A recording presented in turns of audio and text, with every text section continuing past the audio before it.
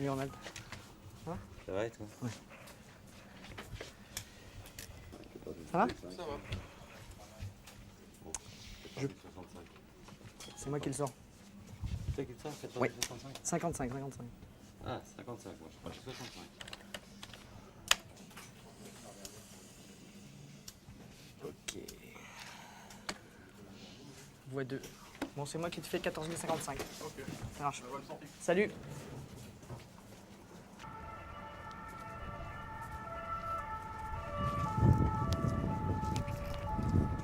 Alors avant le départ, on a des opérations avant départ, donc la préparation courante, où on va tester un certain nombre d'appareillages.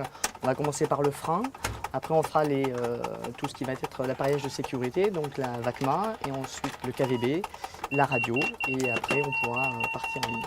Voilà. Alors c'est parti. Donc là je mets en service le frein.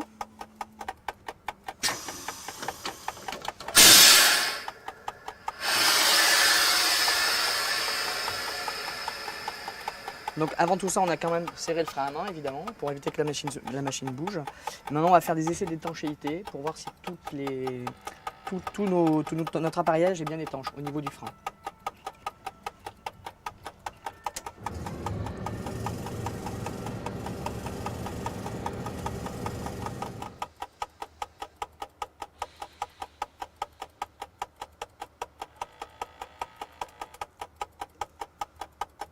Donc notre CG et notre CP sont bien étanches. Maintenant, je vais faire l'étanchéité du RE.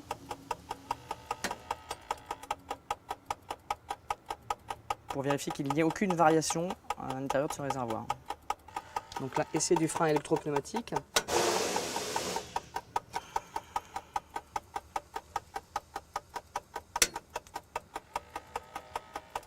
Essai du bouton d'urgence.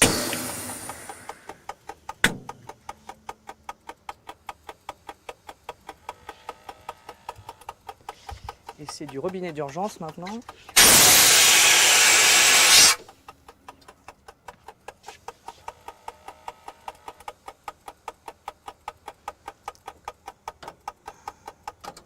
Essai du frein direct.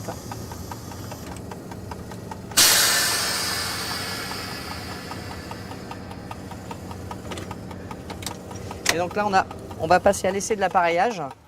Donc on va commencer par la VACMA.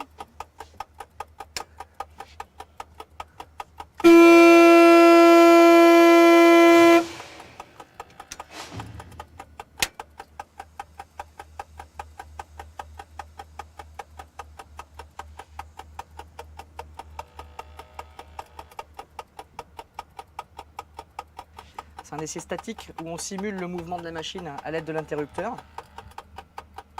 C'est ce qui va permettre l'arrêt du train en cas de défaillance du conducteur, que ce soit un malaise ou une crispation au poste de conduite. Donc cet appareillage lui permettra d'arrêter le train en cas de ces deux défaillances du mécanicien en fait. Donc là on attend 55 secondes à 1 minute pour le maintien d'appui. Précédemment, j'ai fait le relâchement d'appui. Donc voilà, là c'est testé. Maintenant, on va tester le KVB. Donc ça, c'est l'appareillage qui contrôle la vitesse des trains. On vérifie son fonctionnement en général. Et de même manière que pour la VA, on va avoir un arrêt du train si on a des dépassements de vitesse, par exemple. Ensuite, on va faire l'essai de la radio.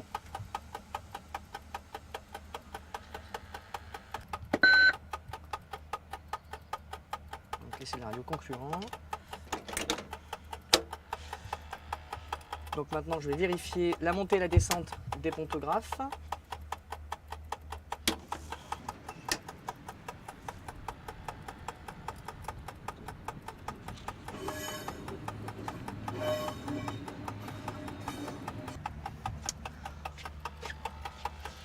On va maintenant tester les moteurs de traction. Donc on va voir si la machine tractionne bien.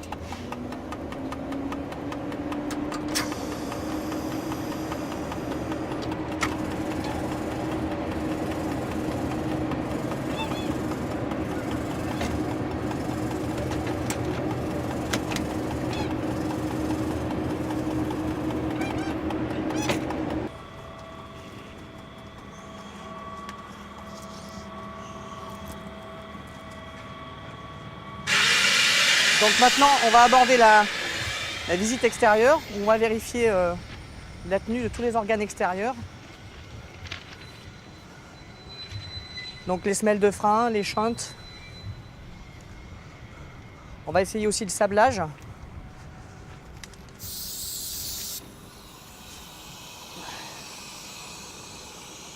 Qui fonctionne.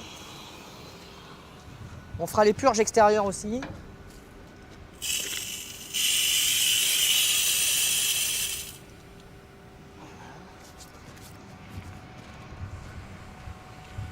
On va vérifier l'état général de la machine, l'usure des semelles et le bon positionnement des crochets d'attelage.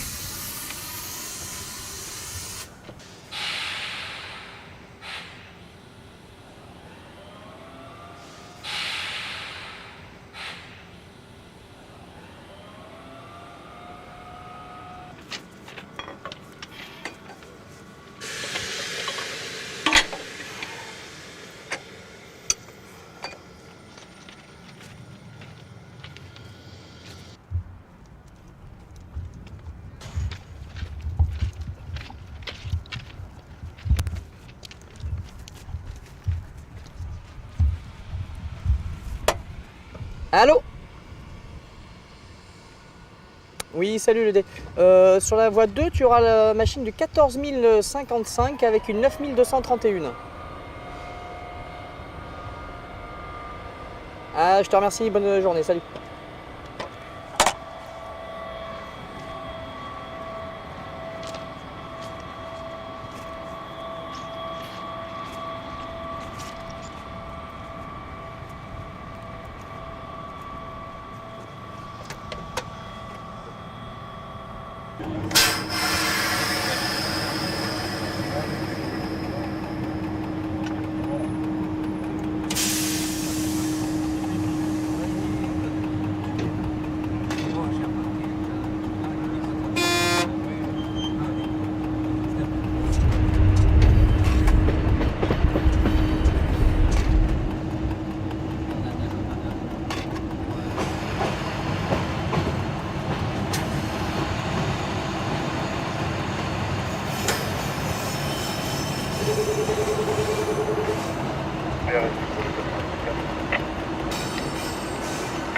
Oui, 80-37, oui, je t'écoute, PRS.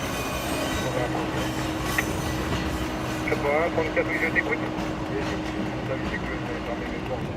On a le temps, Arnaud, on a le temps de faire de le faire. Oui. Elle est jalonnée, de toute façon elle est jalonnée, donc on ne peut pas accoster quoi qu'il arrive.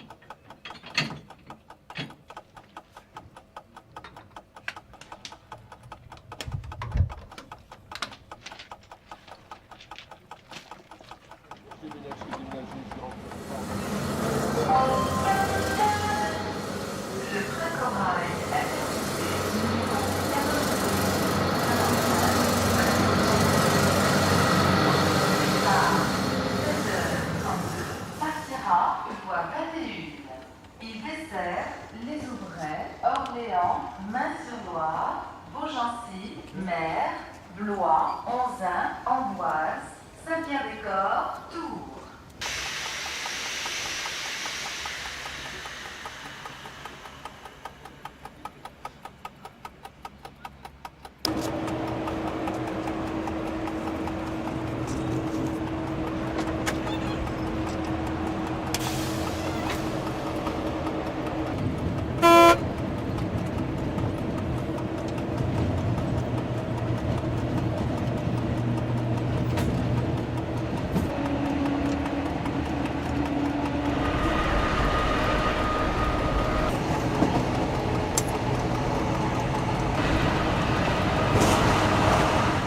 Alors je suis rentré à la SNCF en 97.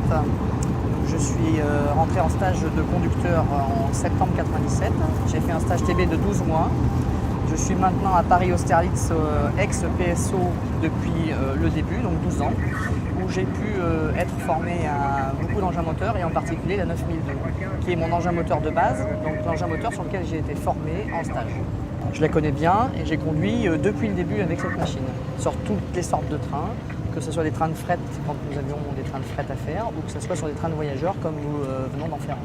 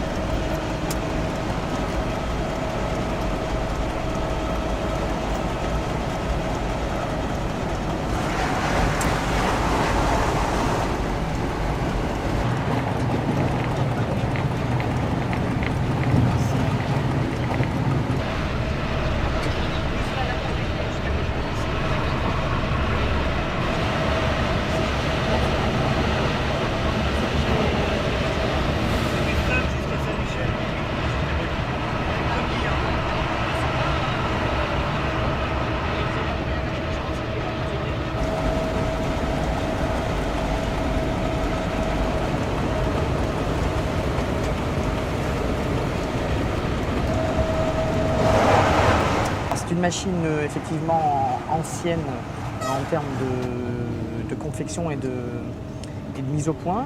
C'est une technologie à rhéostat. Donc c'est vrai que les standards de conduite ne sont plus les mêmes à l'heure actuelle.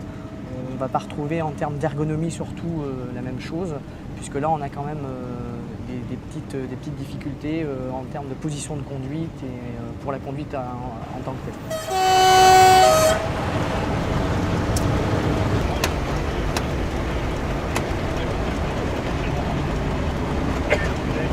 C'est une machine donc, elle a à peu près 50 ans de conception. Donc c'est une machine qui a beaucoup roulé, beaucoup de kilomètres, des millions de kilomètres. C'est une machine qui est bien suspendue mais qui malheureusement vieillit et on voit bien que sur les voies, à haute vitesse, ça bouge beaucoup. En plus de cela, on peut ajouter aussi que c'est une machine bruyante. Hein, on a effectivement beaucoup de bruit, mais c'est aussi une machine agréable à conduire dans le sens où on a une machine puissante, très fiable et sur laquelle le conducteur a une possibilité d'intervention pour les réparations en cas de panne. Ce qu'on n'a plus vraiment maintenant sur les machines modernes. Le point faible, on va surtout les retrouver en termes d'ergonomie. Hein. Ça sera vraiment une position de conduite qui n'est pas toujours agréable. Pour des gens de grande taille, on ne les retrouvera pas en face du poste de conduite, les jambes assez recroquevillées. Et on a bien vu qu'on était assis sur un strapontin et non sur un siège confortable. Et là, sur des distances un petit peu longues, on va avoir quand même une usure du conducteur, enfin une fatigue du conducteur, pardon, qui sera plus importante que sur des machines plus modernes. Cette machine, elle répond bien, elle a des vraies capacités de traction. On peut acheminer des charges lourdes et elle est aussi intéressante en termes de mauvais temps, quand il ne fait pas forcément beau, que les conditions d'adhérence sont dégradées. Et là, on retrouvera une machine agréable à conduire dans le sens où elle patinera pas forcément facilement et elle montera des charges très élevées sur des profils comme celui qu'on vient de passer de manière correcte.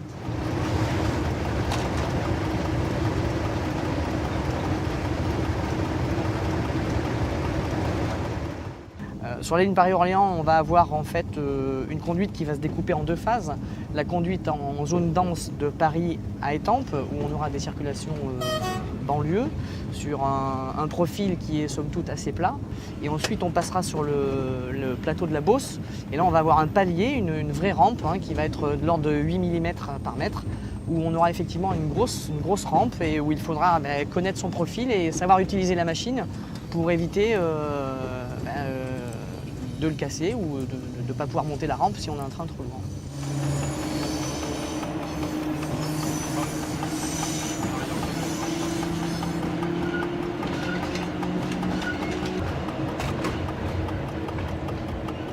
Le plaisir, c'est d'abord de conduire une machine ancienne, hein, de connaître ce que les gens ont connu précédemment, évidemment. C'est aussi d'avoir des sensations autres que de la conduite semi-assistée, puisque maintenant les machines ont un petit peu d'assistance. Et puis, c'est cette capacité d'intervention et aussi le fait qu'on doit conduire avec la machine et avec les sensations de la machine. C'est-à-dire qu'on va conduire avec le profil. On va être obligé de se servir du profil pour conduire de manière correcte, pour pouvoir faire des montées en rampe correctes et aussi des descentes et une utilisation du frein adaptée à la conduite qu'on a à faire, c'est-à-dire un train de fret ou un train de voyageurs. Et ça va vous faire quelque chose quand elles vont disparaître, quand elles vont être mises à la casse? Oui, je pense que ça fait toujours quelque chose quand on a été autorisé à un engin moteur et qu'on perd cette autorisation parce que la machine part à la casse, effectivement, oui. Et maintenant, la SNCF évolue, il faut conduire avec les nouvelles machines et essayer de s'adapter à ce nouvel environnement. Pourquoi